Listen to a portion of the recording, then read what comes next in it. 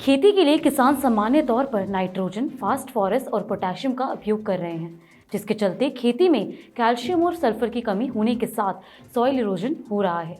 ऐसे में ज़रूरी है जिप्सम का प्रयोग किया जाए, क्योंकि इसमें 23.3% कैल्शियम और 18.5% सल्फर होता है। साथ ही ये फसलों में जड़ों की सामान्य वृद्धि और विकास में सहायक होता है। इसका उपयोग फसल संरक्षण में भी किया जा सकता है, क्योंकि इसमें सल्फर उचित मात्रा में होता है। नमस्कार, मैं दीक्षा सोनी, कृषि न्यूज में आपका स्वागत है। आइए नजर डालते हैं आज की कृषि से जुड़ी सबसे बड़ी खबरों पर।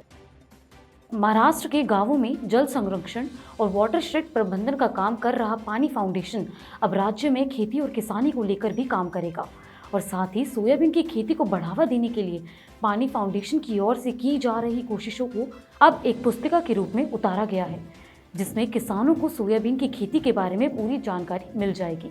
बता दें, इसमें सोयाबीन डिजिटल फार्मिंग स्कूल के जरिए इसकी खेती पर किए गए काम और किसानों के सवाल और जवाब का लेखा जोखा है। इसी सिलसिले में अभिनेता आमिर खान ने राज्य के कृषि मंत्री दादा भूसे से मुलाकात की।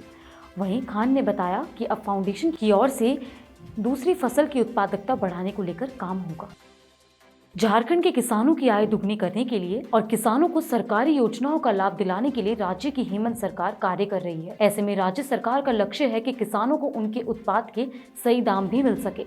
वहीं मुख्यमंत्री के निर्देश पर प्रदेश के मेहनती किसानों को उनकी उपज का उचित मूल्य दिलाने का अवसर प्रदान करने के क्रम में चावल उत्पादन को मजबूत करने के लिए एक पहल करने के लिए निर्देश दिए गए, ताकि किसानों को अपने उचित मूल्य मिल सके, जिसके जरिए जियाड़ा की ओर से चावल मिलों को रियायती दरों पर जमीन उपलब्ध कराकर निवेशकों को नई मिलें खोलने के लिए प्रोत्साहित करने का काम शुरू किया गया है। दादा साहेब फाल्के अंतर्राष्ट्रीय फिल्म फेस्टिवल 2022 के दौरान देश में जैविक खेती को बढ़ावा देने के उद्देश्य से ऑर्गेनिक इंडिया प्राइवेट लिमिटेड ने जैविक खेती में महत्वपूर्ण योगदान देने वाले जैविक किसानों को धरती मित्र पुरस्कार में सम्मानित किया गया। बता दें, देश में जैविक खेती के परिस्थिति तंत्र को मजबूत करने के लिए योगदान देने के लिए किसानों को ये सम्मान दिया जाता है। तो वहीं भारतीय सिनेमा की भव्यता का जश्न मनाते हुए और आज़ादी का अमृत महोत्सव के उपलक्ष्य में धरती मित्र पुरस्कार से 5 शीर्ष जैविक किसानों को सम्मानित किया गया। बिहार सरकार की ओर से किसानों को गर्म यानी जायद फसलों के बीज अनुदान पर उपलब्ध कराए जा रहे हैं। बता दें, राज्य सरकार की तरफ से गेहूं, उड़द और सूरजमुखी के बीजों पर 80% तक सब्सिडी दी जा रही है और अब राज्य के इच्छुक किसान आवेदन करके इसका लाभ उठा सकते हैं।